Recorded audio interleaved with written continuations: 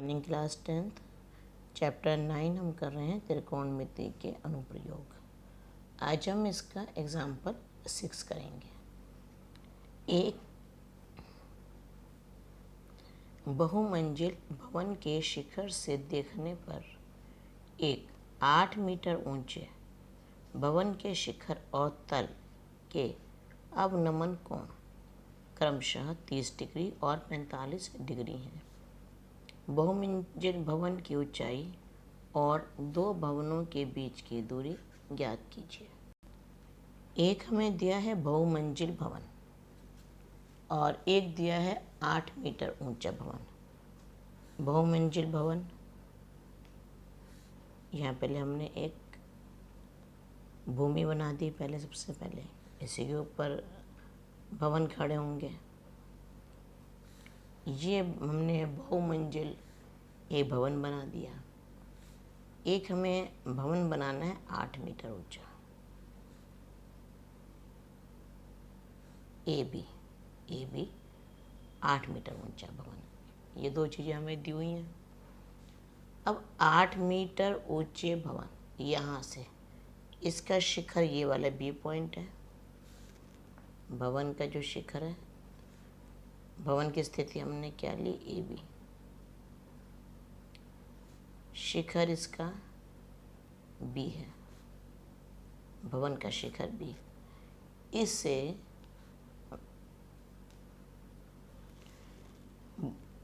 बहुमंजिल भवन हमारा, ये जो तुम्हारी बुक में लिखा है वही पॉइंट मैंने लिए हैं, पी सी। शिखर इसका ये पी है। अब क्वेश्चन में है, शुरुआत पढ़ो। एक बहुमंजिलीय भवन के शिखर से, यहाँ से 8 मीटर ऊंचे भवन के शिखर, अब इसके ऊपर देख रहे हैं। पी से हम इसके शिखर को देख रहे हैं। बहुमंजिल भवन के शिखर से हमने 8 मीटर ऊंचे भवन तक की हमने सीधी लाइन खींच दी। अब ऊपर से देख रहे हैं तो एक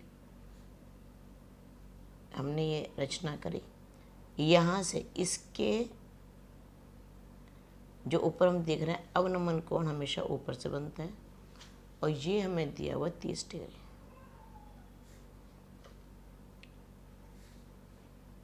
अब देखो, ये पहले इसको थोड़ा समझ लेते हैं। ये लाइन इस यहाँ पे अगर हम लाइन खींचते हैं, इसके समांतर है।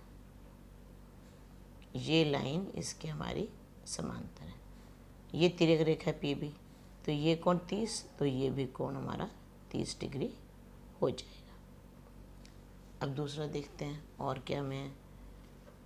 अच्छा, इसका तल यहाँ पे ऊपर से हम नीचे देखेंगे तल तक, इसके शिखर से इसके तल तक अगर हम देखते हैं तो हमारा कोण बनता है 45 डिग्री। पी से हम भवन के तल को देख रहे हैं, ये कोण ये भी ऊपर से ही बनेगा 45 डिग्री। ऊपर से देख रहे हैं, आँख की सीध में जो लाइन जा रही है, हमारी आँख की सीध में जो लाइन जा रही है, उससे कोण बनते हैं, अवनमन कोण उससे बनते हैं। नाउ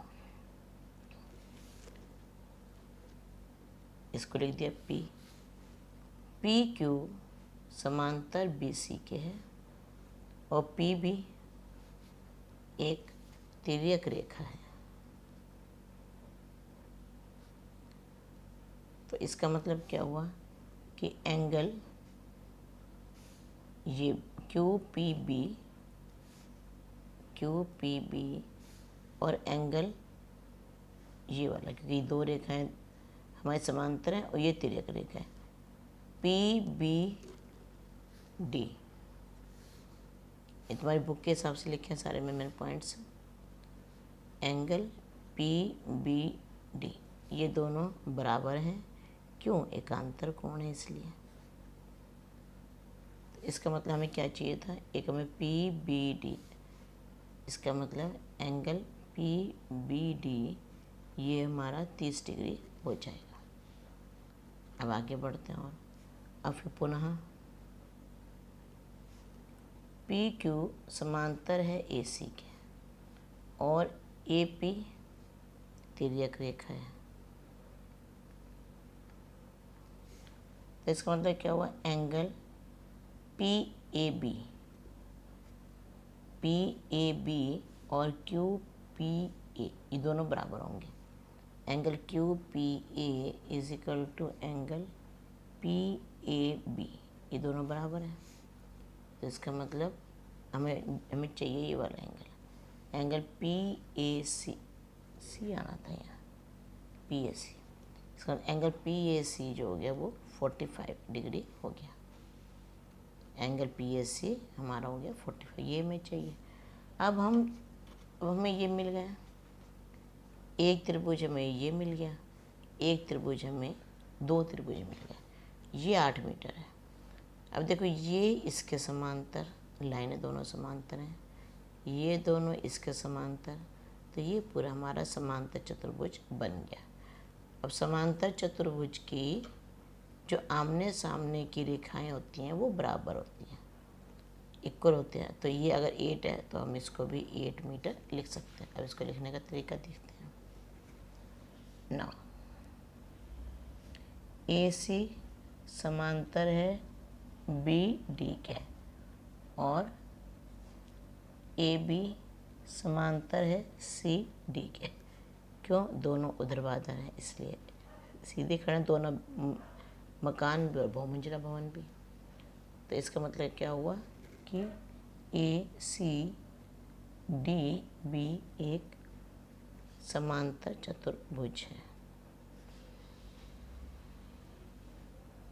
अब समांतर चतुर्भुज के आमने सामने की भुजाएं बराबर होती हैं, तो सी डी जो हमारा है वो ए बी के इक्वल और ए बी 8 मीटर। इसका मतलब सी डी जो है वो 8 मीटर हो जाएगा ना। अब हमारे पास दो त्रिभुज हैं। पहले हम त्रिभुज लेंगे, त्रिभुज पी बी डी। इस त्रिभुज में इससे पहले ये मान लेते हैं, माना P D is equal to H मान लो और बी सी को एक्स मान लो। इसमें देखो एंगल पी डी बी ये हो गया 90 डिग्री। अब हमें 30 डिग्री का एंगल है, एंगल हम लेंगे। अब इसमें 10 का रूल लगेगा क्योंकि हमें लंब है हमारे पास और आधार है, हमें दोनों नहीं पता, बट इन दोनों से हम निकालेंगे। 10 P B D is equal to P D upon B D, क्योंकि tan थीटा जो है लंब अपॉन आधार होता है। अब 30 degree is equal to H upon X, 1/√3 is equal to H upon X. इसमें x हमारा आ जाएगा, x आ गया h√3। अब इसमें बड़ा त्रिभुज लेते हैं। त्रिभुज पी ए सी में एंगल पी सी ये है 90 डिग्री। अब यहाँ भी हमें लंब है और आधार है हमारे पास, हम tan का सूत्र लगा देंगे। tan angle P A C is equal to P C upon A C. अब tan 45 degree is equal to P C हो गया P D plus C D upon A C हमारे पास x है, 1 is equal to P D H plus 8 is equal to X. तो x is equal to H plus 8। अभी हमने निकाला x की वैल्यू h√3, तो उसको हम समीकरण 1 लिख देंगे। समीकरण 1 से x is equal to h√3 है।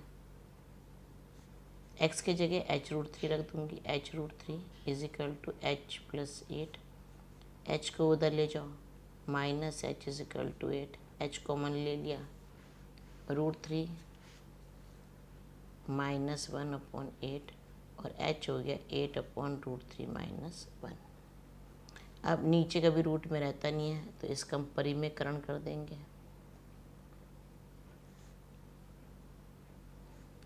h is equal to 8/√3 -1 into √3 + 1/√3 + 1। h is equal to 8√3 + 1 upon √3 का स्क्वायर माइनस 1 का square. h is equal to 8√3 + 1 3 - 1। h is equal to 8√3 + 1 upon 2 2 4 द 8। h आ गया 4√3 + 1। अब h तो हमने माना था PD, तो अब ये PD हो गया +1 हो गया हमारे पास। बहुमंजिला भवन जो है हमारा की ऊंचाई ये हमारी PC है, PD + CD, तो 4√3 + 1 + 4। अगर हम 4 इन दोनों में से कॉमन 4√3 + 1 तो है ही हमारे पास, +1 और ले लिया 4√3 + 2। यहाँ पर 8 है CD हमारा, तो ये 2 हो गया और ये हो गया 4, और इसको लिख लेंगे 4√3 + √3, इसको सीधा करके लिख लिया मीटर। ये हमारी बहुमंजिला भवन की ऊंचाई आ गई। दोनों भवनों के बीच की दूरी ये हमें निकालनी है। ये हमने x मानी थी, x की वैल्यू आई थी हमारी h√3। यहाँ पे हम h की वैल्यू रख देंगे 4 × √3 + 1 और इसको √3 से और मल्टीप्लाई करना है। 4√3 √3 + 1। 4√3 को √3 से करेंगे तो 3 आ गया, √3 को 1 से करेंगे तो √3 आ जाएगा मीटर। एक आपका आंसर ये आ गया, दोनों के आंसर सेम आ गए। इस क्वेश्चन की अच्छे से प्रैक्टिस कीजिएगा। Okay, thank you.